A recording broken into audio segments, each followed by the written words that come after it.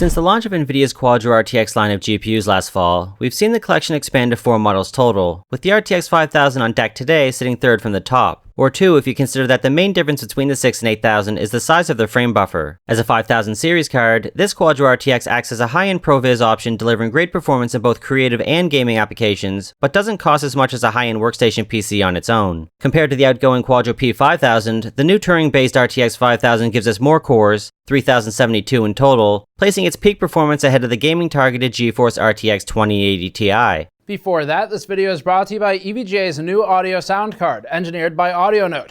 EVGA's CEO knows high-quality audio and has begun bringing sound cards back. The new audio sound card is capable of delivering hair-raising audio superior to onboard sound.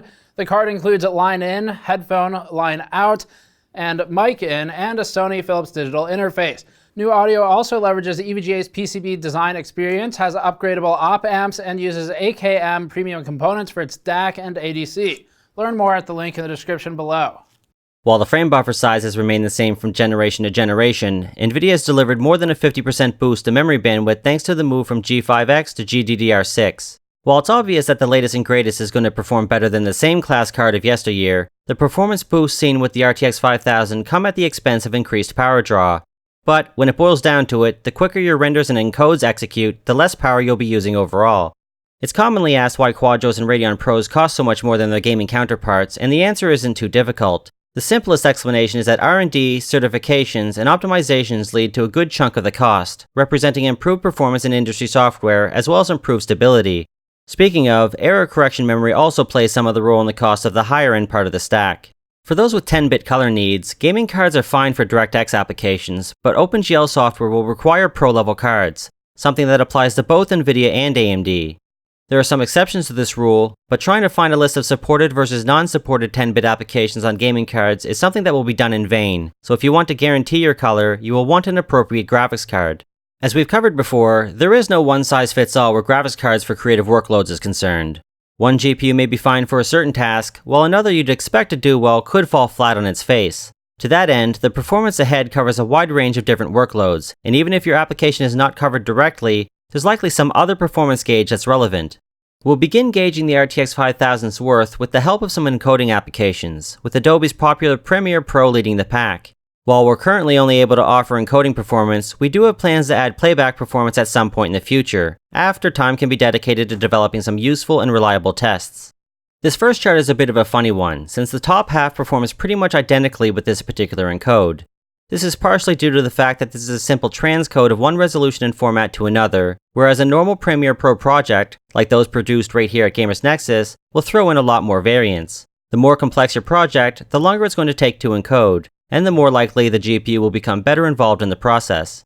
There's a clear point of diminishing returns with this simple performance look, but this chart still offers a good lesson of never going too low end on your GPU. If you do, you can potentially cripple your encoding performance, with a meager bump in model at the low end making a dramatic impact to performance. How do things change up for a proper project? With this 1080p YouTube project, we see more interesting scaling than before, but it's clear that the GPU only has so much say in a project like this. When you start to pile on effects specifically designed around the GPU, you'll begin to appreciate having a bigger card more. But if working inside of Premiere Pro is your primary and most important task, you clearly don't need a top-end GPU to get the job done. But you also don't want to skimp on the CPU. To complement Premiere Pro in our encoding results, we have a Magix Vegas Pro playback test as well as a couple of encodes. With the performance seen in this chart, we have some explaining to do. Many video editors could be called unoptimized, even Premiere Pro sometimes, but the unoptimization gremlins can really hit Vegas Pro hard. To make a long story shorter, NVIDIA performance in Vegas Pro isn't ideal right now, although it largely depends on whether or not you have a GPU that is affected by unexpectedly poor performance. Surprisingly, and perhaps conveniently, the Quadro RTX 5000 is the only Quadro in our entire lineup that managed to handle this test fine, although again, it doesn't make sense given the other performance we're seeing. What this ultimately means right now is that NVIDIA is simply not an ideal choice for Vegas Pro, and we really hope that'll change in the future. A recent build of Vegas Pro was released since its performance was tabulated, but follow-up testing didn't change any of our results. Fortunately for everyone involved, encode performance is far more realistic than playback, but it's still unpredictable in some ways. You'll notice that some GPUs end up falling behind technically more powerful options. NVIDIA's Turing architecture seems to give that company's cards a slight performance advantage over the last gen, but it's still not enough to compete ideally against AMD, and thus we yet again reach a conclusion that Vegas Pro is AMD territory. Autodesk recently released the first GPU-powered beta of its popular Arnold renderer, so naturally we couldn't wait to dive in. At the moment, Arnold Gpu is in no way considered a production renderer, as it's still missing some functions you may be looking for, so it currently acts more of a preview of what's to come, and that time will indeed come when a render made with the GPU will look like a render made with the CPU. That all said, Arnold Gpu is currently only available for CUDA-based graphics cards, though that's something that could change in time, as a current trend seems to be more renderers opening up a bit more. In time, Arnold will also support NVIDIA's RTX-specific features, like the ray tracing cores. Some software can really earn its beta tag, and Arnold GPU is one of them.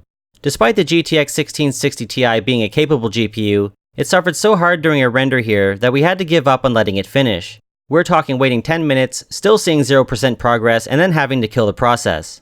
We eagerly await future versions of the plugin to see how this situation improves. The GTX 1660 Ti isn't the only GPU struggling. Even the RTX 5000 we're focusing on is having a bad time. Despite being technically superior to both the GeForce RTX 2070 and Quadro RTX 4000, it still falls behind.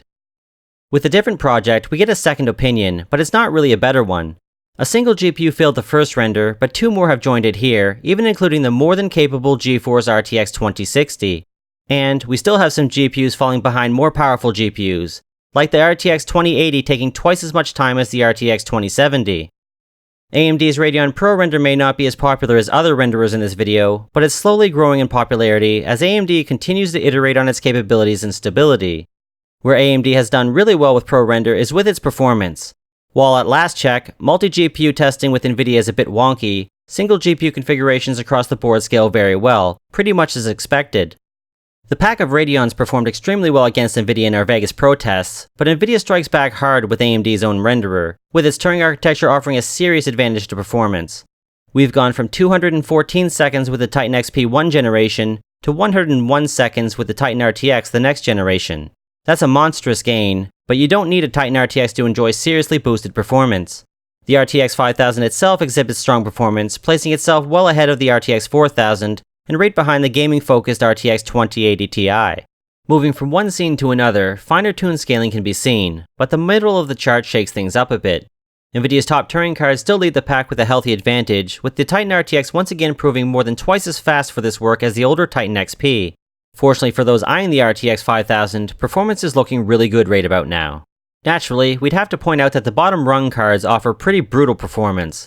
The WX 7100 and RX 590 pretty much croak here, so we can safely say you will ideally want NVIDIA Turing for Pro Render work or at least AMD Vega. But with the GTX 1660 Ti keeping right up to the Radeon Pro WX 8200, NVIDIA has a definite lead overall. The upcoming Blender 2.8 brings a lot of great stuff to the table, including an improved interface, more robust animation tools, a brand new renderer called Eevee, and of course, performance boost to the classic Cycles renderer. Blender 2.8's Viewport is powered by the new Eevee renderer, and with the change comes a brand new option called Look Development, or Look Dev for short. Compared to solid shading, Look Dev loads a project's shaders and textures to give a good interpretation of what a scene is going to look like when it renders. You'll still likely use solid mode for most work, using Look Dev whenever you want to quickly gauge changes without wanting to wait on an actual render. For those designing their projects at 1080p, you'll be happy to know that you don't need to go top end to get decent performance. While 60 frames a second is always a great ballpark, we're not dealing with fluid gameplay here, so don't let the lower values scare you. For this kind of work, even 30 frames a second is suitable. When bumping the resolution to 4K, the going really gets tough. NVIDIA's Turing cards once again exhibit some seriously strong performance here, with the top 3 RTX cards we have on hand ruling the top of the chart. AMD's Radeon 7 deserves an honorable mention though. It even manages to outperform last gen's Titan XP. This chart yet again helps us prove that you never want to go with a really low-end graphics card when you're actually trying to get good work done. While 30 frames a second is suitable enough for Look Dev, cutting that in half is not going to bode well. With all of the testing we've done with Blender, we can honestly say that the GPU is going to be much more important for your render than the CPU. You'll never want to skimp on your CPU of course, but Blender is just one of those applications that doesn't require a big CPU in order for a big GPU to do good work alongside it. NVIDIA's Turing architecture has been on a relative rampage so far, and that continues on through to these rendering tests. The same 3 cards sit at the top, with the RTX 5000 sitting in 3rd place, ahead of the Titan XP. With a different render, this time an interior scene, the scaling changes a little bit, with the Radeon 7 gaining a couple of spots, putting itself ahead of the RTX 5000. It's interesting that the Radeon 7 handles the more complex scene better than the simpler BMW one, but it's a good thing to see for the Red team. There are some exceptions, but overall, the faster your GPU, the faster your renders in Blender are going to be. There are just going to be better options at a given price point, so hopefully these charts will help you make your decision easier. We're tackling many different renderers here, but aside from the upcoming Octane bench, all of them require a full software suite to benchmark. LuxMark acts as a great at-home way to run a super quick test that allows you to compare your system's performance to ours. Funny enough, LuxMark was heavily promoted by AMD at the launch of its Radeon 7, though the reasons why are not hard to find out when you look at this chart. With the Luxball render, the Radeon 7 simply dominates, with the same top-flight NVIDIA GPU sitting behind that. In reality, the Radeon 7 doesn't have as strong an advantage over the RX Vegas 64 as it does in this particular test, but it sure would be interesting if it did. The Luxball scene is simply a reflective ball sitting in space, whereas the hotel scene is much more complex, thanks to a huge number of reflective surfaces that grace the lobby. With this project, the performance picture changes a little bit, with the Radeon 7 falling behind the same two NVIDIA GPUs it dominated last time. Ultimately, both AMD and NVIDIA perform extremely well in LuxMark, with Turing once again showing some strong performance, along with AMD's Vega-based GPUs. Unlike Autodesk Arnold Renderer, Chaos Group's V-Ray supports both NVIDIA and AMD GPUs. However, the AMD OpenCL support seems to be in its earlier stages, or our chosen projects have at least refused to render without issue on Radeon hardware. So, for now, we're sticking to NVIDIA, but hope to add AMD into our V-Ray tests in the future. Note that we're avoiding the standalone V-Ray benchmark, as its graphics test has always left a bit to be desired. And ultimately, it's based on the older V-Ray 3, not V-Ray 4 which was released last fall. The first of two V-Ray scenes we test with gives us an interesting result, where the RTX 5000 falls behind the RTX 4000. This is one of those occasions where logic effectively goes out the window, because subsequent testing delivered the exact same results. If you were paying close attention to the Luxball results from earlier, you may have noticed that the Quadro P5000 fell behind the P4000, which was yet another repeatable result. Sometimes oddities happen, but it's interesting that our two present examples involve the same series GPUs from different generations. When we move to the more complex T-set scene, the RTX 5000 recovers itself from embarrassment, now placing an expected distance ahead of the RTX 4000. The RTX 2060 keeps close to the GTX 1080 Ti, while the Quadro RTX 4000 enjoys a place ahead of the Titan XP. Redshift is another renderer that's going to eventually take advantage of the RTX series RT cores, but without those, the performance scaling still looks good. The Quadro RTX 5000 is one of the fastest of the lot, again coming ahead of last gen's Titan XP, and for a fun comparison, well ahead of last gen's $5,000 Pascal-based Quadro P6000. The better your NVIDIA GPU, the better your Redshift performance. It really is that simple. At least until the renderer begins supporting RTX's special features, at which point Turing is likely to look even more attractive. Like Redshift, Otoy's Octane render supports only CUDA-based graphics cards, but that's something that will be changing in the near future, especially as the company would like to continue supporting macOS, which currently only supports Radeon. From generation to generation, Octane Render gives us a great impression of gains, with both the RTX 2080 Ti and Titan RTX sitting well in the clear up top. The Quadro RTX 5000 actually falls slightly behind the Titan XP here, hinting that Octane hasn't benefited quite as much from the Turing architecture as some of the other renderers. For a second Octane opinion, we've also tested the beta version of Octane Bench, which not only includes support for NVIDIA RTX, but even gives us a before and after score. With RTX off, we see similar scaling as with the original benchmark, but when RTX is turned on, the gains are simply incredible, effectively tripling the performance of any given GPU. How this performance will carry over to the real world, we're not able to attest quite yet, but based on this benchmark, things are looking amazing. We took care of Blender Viewport performance earlier, but to take care of a bunch more, we enlist the help of Spec Viewperf 13. This is a standalone benchmark, so anyone can download and run it to compare against our results. The entire suite uses application traces to reliably recreate how real applications would utilize the hardware. It's not a perfect gauge of real-world performance in these applications, but it's a close enough gauge that both AMD and NVIDIA promote its use. We're going to focus on 4K viewport resolution here, with the exception of this first test, since Spec Viewperf doesn't have it available in 4K. Both 3ds Max and Maya are pretty neutral with regards to performance between gaming and workstation cards, so the faster your hardware, the better the fluidity of the viewport. At least with this particular test, AMD falls behind NVIDIA, with the lowly GTX 1660 Ti managing to outperform the technically superior Radeon Pro WX 8200. Meanwhile, the RTX 5000 performs exceptionally well, leaping some 20% ahead of the last-gen Quadro P6000. Moving on to 4K resolution in Maya, we see fairly similar scaling as we did with 3ds Max, but the Quadro RTX 5000 falls a bit further behind the GeForce RTX 2080 Ti than it did before. It still sits in third place, however, again ahead of the Titan XP and Quadro P6000.